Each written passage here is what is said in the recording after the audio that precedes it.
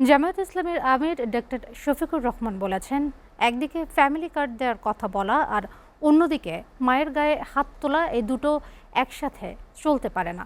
বিকেলে নগরীর circuit house ময়দানে জনসভায় প্রধান অতিথির বক্তব্যে একথা বলেন তিনি।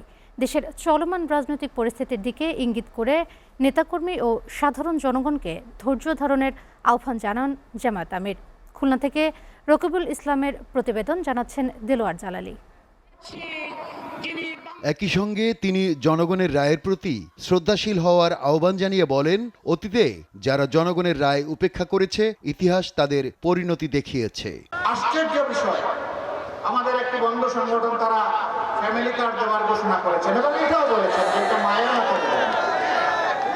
তারা একদিকে দিচ্ছেন ফ্যামিলি কার্ড, আরেকদিকে দিচ্ছেন আমার মায়ের গায়ে হাত। এই দুইটা একসাথে চলে না। আমরা অনুরোধ করব, নিজের মাকে সম্মান করুন। যদি আপনি নিজের মাকে সম্মান করতে পারেন, তাহলে গোটা মায়ের জাতিকে আপনি সম্মান করতে পারবেন।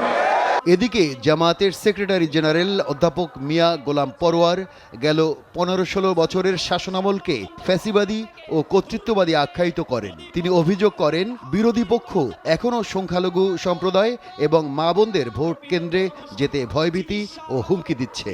সনাতন ধর্মের ভাইদেরকে হুমকি দেওয়া হচ্ছে, দাঁড়িপাল্লার পক্ষে দিলে তোমাদেরকে দেখিয়ে দেওয়া হবে। মা বোনদেরকে, মহিলাদের গণসংযোগ মিটিংয়ে গেলে তাদেরকে লাঞ্ছিত করা হচ্ছে, হামলা করা হচ্ছে। আমরা বলতে চাই, যারা মায়েদের গায়ে হাত তোলে তাদের কাছে মায়েদের জানমাল নিরাপদ নয়।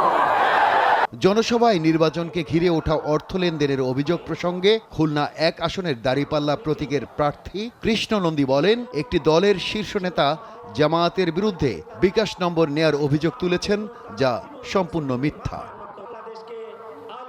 STV news desk.